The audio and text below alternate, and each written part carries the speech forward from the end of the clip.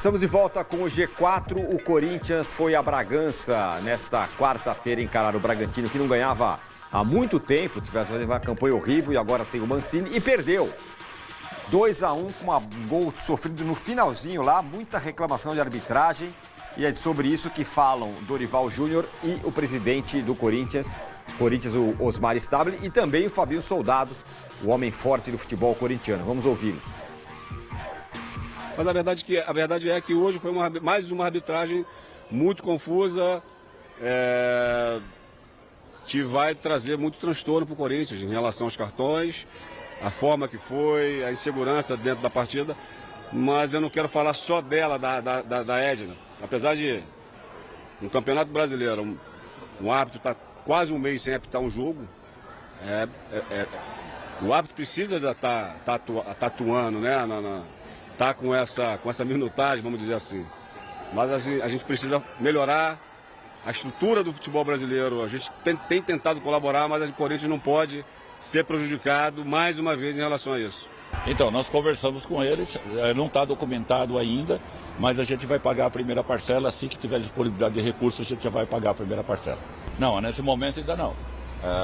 Nós estamos trabalhando com afinco para buscar recursos para poder pagar, que não é só um transfer ban, nós temos dois transfer ban e outros possíveis transfer ban que possa vir aí. Então nós estamos trabalhando todo esse montante aí para que a gente resolva o problema de imediato.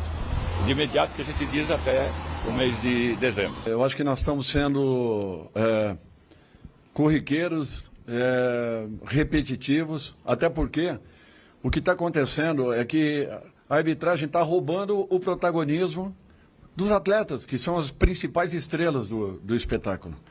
Acontece isso e não existe critério, mas não é critério entre árbitros, é critério na mesma partida.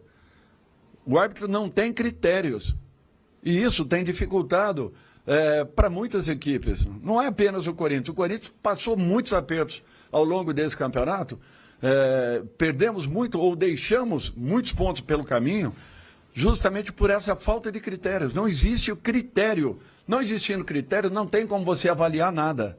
Ao jogo em si, foi um jogo disputado, muito disputado. Infelizmente, com a falta de critérios, muitos lances passaram desapercebidos. E isso daí dificultou para que existisse um desenvolvimento um pouco maior da partida. Parabenizo a equipe do Bragantino pelo resultado, não tiro os méritos. Mas eu acredito que o Corinthians também tenha feito por onde um resultado melhor do que o que aconteceu no dia de hoje.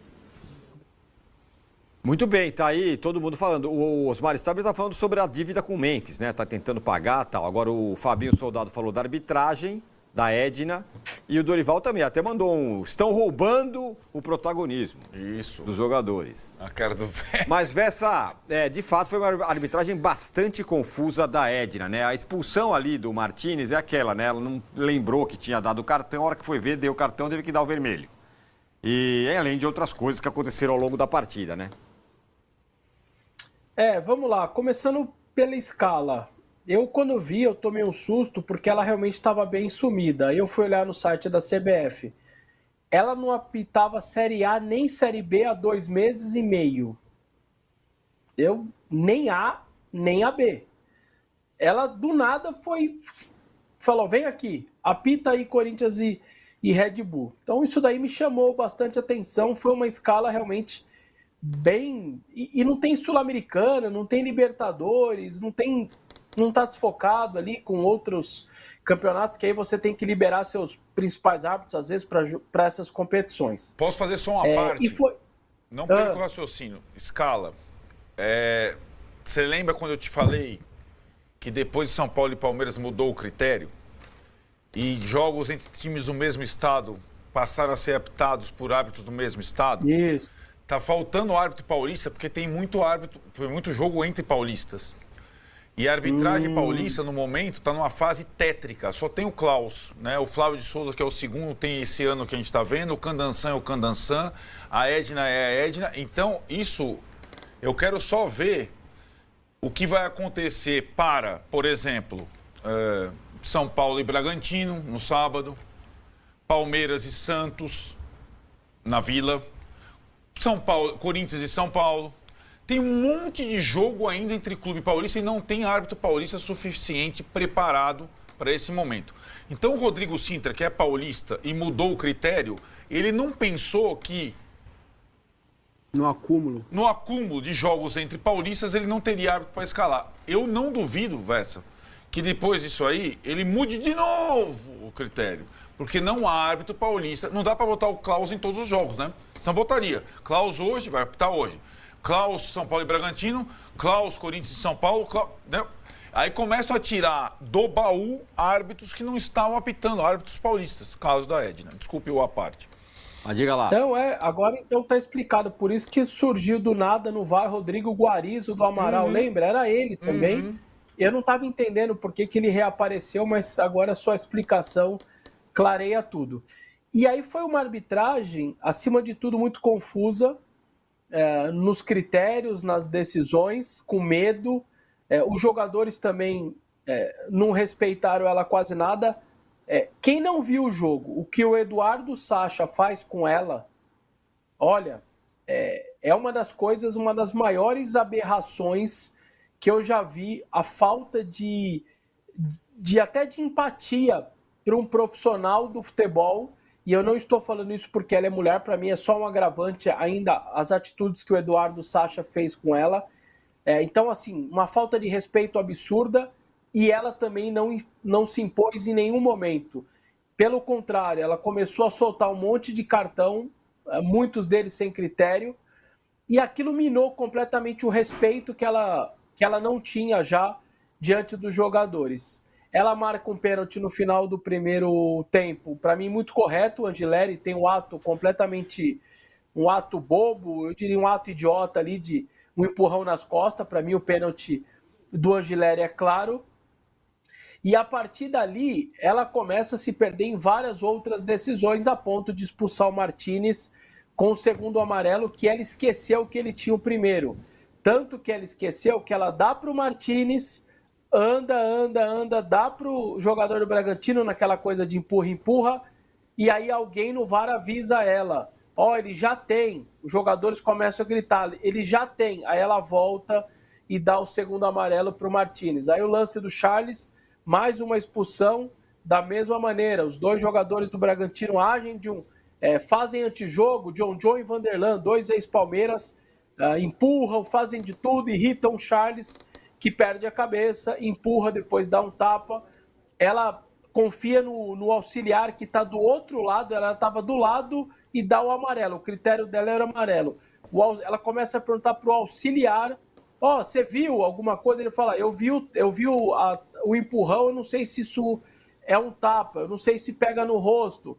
E aí o VAR não chama ela em nenhum momento. Ela dá o amarelo pro Charles, do nada ela muda o critério, vai dar o vermelho. Mesmo sem olhar no vídeo, mesmo sem o VAR chamar. E pior, ela não retira o amarelo, ela dá o vermelho direto. Ou seja, o Charles estava pendurado, vai ter que cumprir 2 jogos. Só que na súmula, ela vai e diz, eu retirei o amarelo. Só que ela não faz isso no campo. Nossa. Ela não faz aquele sinal de retirar nada. Ela só te retira na súmula. Eu nem sei se no protocolo o Corinthians pode confiar que contra o São Paulo ele pode estar à disposição. Porque no campo ela age de outra maneira. O Corinthians vai ter que tentar olhar até esse lance para ver se realmente... Não, o documento oficial é a súmula, Vessa. O documento oficial é a súmula. Se ele vai ter que cumprir um jogo e volta pendurado contra o São Paulo. Enfim, uma das piores arbitragens que eu já vi, sem dúvida nenhuma, sem critério, com medo, sendo destruída pelos jogadores. Uma aberração, sinceramente uma aberração. Em relação ao Corinthians em si, ele, para mim, arma um sistema de jogo muito bom, volta para a linha de 4, coloca os 3 volantes que ficaram fora contra o Grêmio, os 3 descansados. O time é muito bem armado para o jogo. O Ranieri sente um problema muscular, aliás, mais um, né? Já perdi a conta de quantas vezes ele sente problema muscular. O que eu esperava? Você tem Maicon no banco, você tem Carrilho no banco, você ainda tem o Rian no banco, você tem 4 volantes no banco. Eu falei, ele vai manter. Se ele estudou 3 dias para armar o time com a linha de 4, começa com a linha de 4, ele perde o volante, ele vai colocar outro, ele tem 4 no banco. Não, ele desfaz a linha de 4, põe um Angileri improvisado, poderia pôr André Ramalho como o terceiro zagueiro. O cara jogou 10 anos na Europa como terceiro zagueiro. Aí não, põe o Angileri vai e comete um pênalti bobo. Aí no intervalo, o que ele faz? Ele põe o Angileri na lateral e joga o Bidu para o meio. Ou seja, ele confirma que ele fez bobagem e refaz a linha de 4. Para piorar a comissão técnica, o que acontece? O Corinthians está com um a menos. Está nos acréscimos, só que consegue empatar o jogo com o Yuri Alberto. Eu pensei, ele tem troca para fazer, está chegando perto dos acréscimos, está levando um empate precioso com um a menos.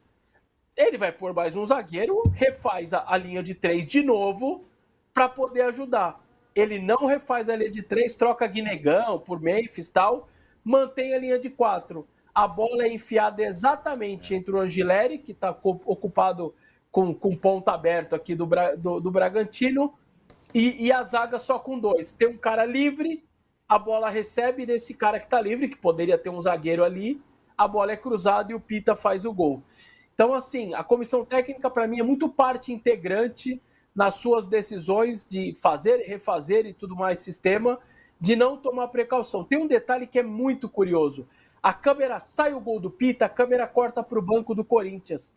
O Dorival corre no Lucas Silvestre e meio que pega ele aqui pelo colarinho, põe o dedo na cara dele, que é o auxiliar dele.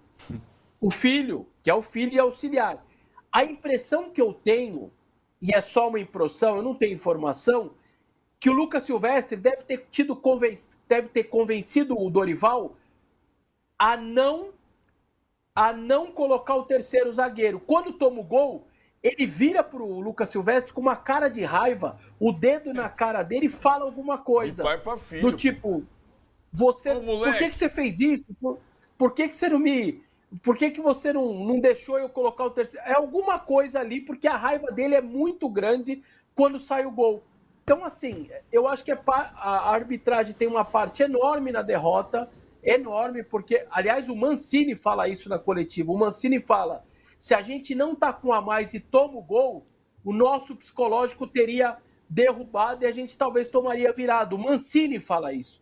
Quando tá com a menos, mesmo tomando o gol, o Bragantino põe volume, ele põe o Pita, começa a jogar a bola na área e sai o segundo gol. O Bragantino que nunca tinha perdido os últimos 4 jogos.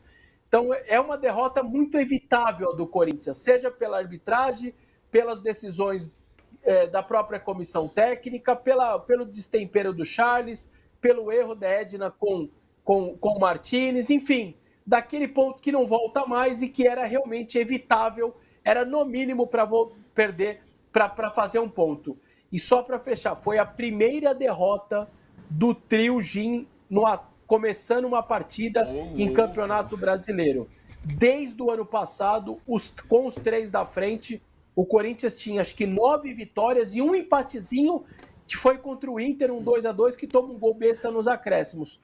Todo o restante era tudo vitória. Então, para você ter uma noção de que para esses 3 perderem o jogo de Campeonato Brasileiro juntos como titular, era algo muito difícil. Acho que é o 11º ou 10º jogo juntos que ele foram perder o primeiro. Então, é daquelas derrotas muito doloridas para o torcedor entender, porque ela podia ser muito evitável, muito mesmo. Muito bem, teve a arbitragem, teve o jogo em si, Arnaldo. O Corinthians agora perde um pouco a força na sua briga lá pelo G7 8, fim. Foco na Copa do Brasil, pelo jeito. Acho que não ainda totalmente, mas tinha aí uma... O Vest estava aqui do meu lado e ele estava vislumbrando algo como a sequência do ano passado. Que poderia acontecer, se não idêntica, né, parecida. Porque os jogos eram acessíveis, ainda são os 2 próximos jogos em casa, Ceará e São Paulo, confronto direto. Mas a cada jogo que essa sequência é mutilada, você fica com a impressão de que é a mesma situação, guardando as proporções do Vascaíno hoje, né? Depois de perder para o Botafogo. Tinha uma série de vitórias, perde para o São Paulo e Botafogo. Então acho que daqui a pouco o foco é só na semifinal da Copa do Brasil. Vasco e Corinthians estão muito parecidos, aliás, né, nessa circunstância. O Cruzeiro está mais acima da Copa do Brasil, em terceiro, ainda lutando pelo campeonato de alguma forma. E o Fluminense também está mais acima, né? O Fluminense pode se garantir na Libertadores também via brasileiro com mais facilidade que o Corinthians e que o Vasco. E eu acho que é importante o Vessa colocar os 2 pontos ontem, porque...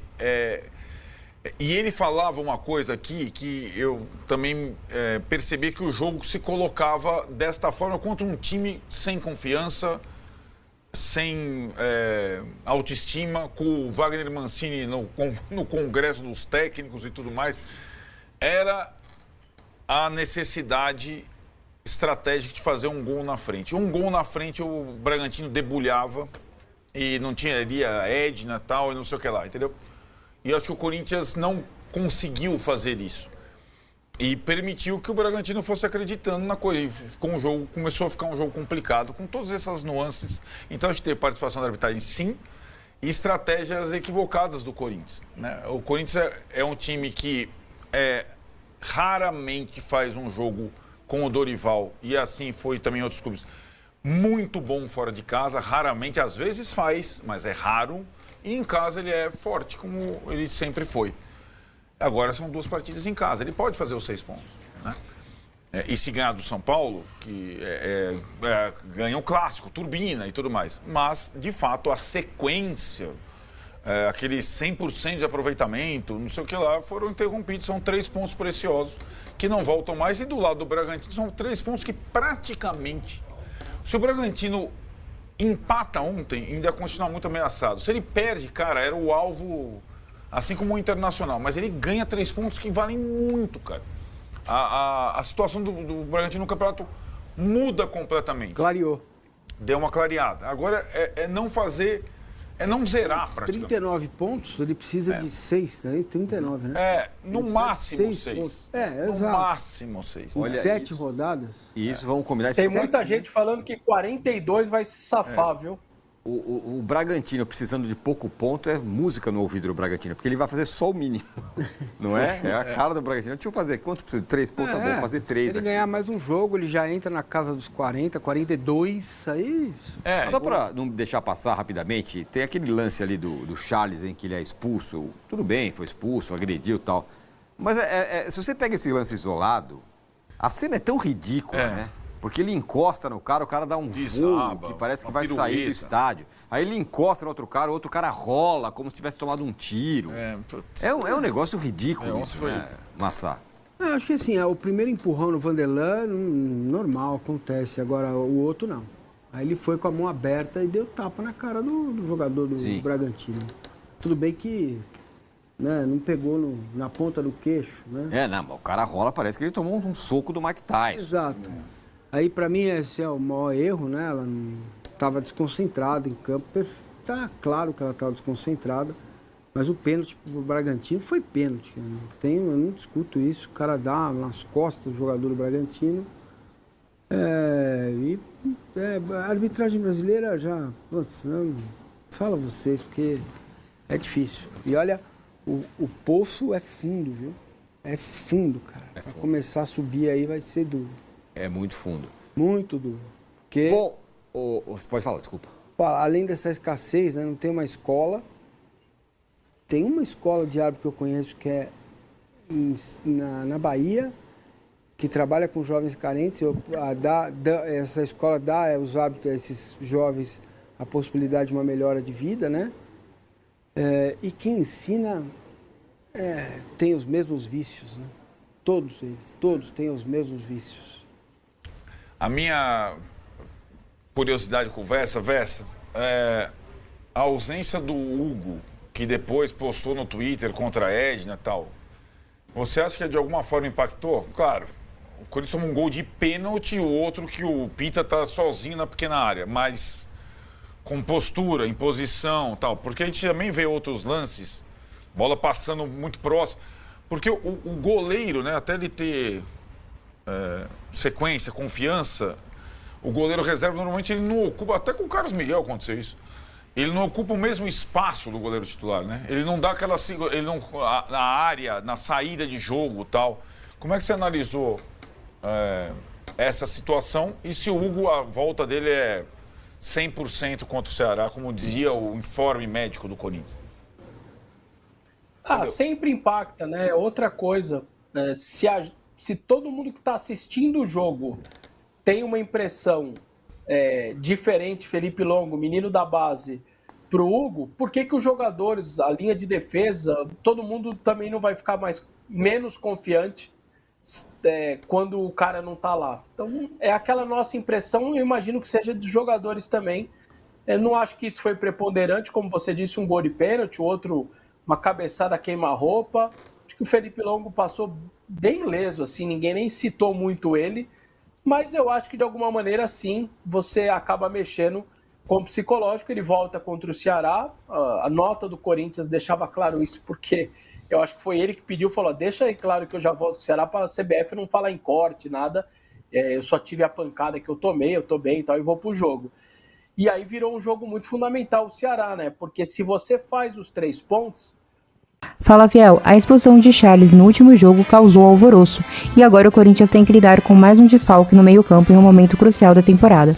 Saiba quantos jogos ele vai ficar fora, a gente te explica tudo. De acordo com o portal Meu Timão, o Charles foi expulso após uma confusão nos acréscimos do duelo contra o Red Bull Bragantino. A súmula confirmou que o lance foi agressão a um adversário, o que agrava a pena. Inicialmente, o clube estimava que Charles poderia pegar até 3 jogos de suspensão, mas a análise da súmula e do caso pode reduzir esse número. Fiel, mais uma vez o Corinthians sofre com expulsões que trazem efeito direto no time. Perder Charles por 2 ou 3 jogos faz diferença, principalmente quando o meio-campo já está apertado e o clube vai ter que arrumar alternativas rápidas. Com a suspensão de Charles, o treinador vai ter que ajustar a formação, improvisar outro volante ou recuar o meio-campo. Isso mexe com tática, ritmo e estabilidade da equipe. Esse tipo de desfalque pode custar pontos, e no brasileiro de pontos corridos cada jogo conta. Agora, Fiel, resta ver se o Corinthians consegue manter o nível, mesmo com a baixa. A Fiel espera comando, entrega e resposta rápida, porque oportunidade de errar vai ficando cada vez menor. E você, torcedor, quantos jogos acha que Charles vai realmente ficar de fora? Quem deve assumir seu lugar no time enquanto ele se recupera? Comenta aí, deixa o seu like, se inscreve no canal e ativa o sininho para acompanhar tudo de Timão. Valeu, Fiel, tamo junto e vai Corinthians!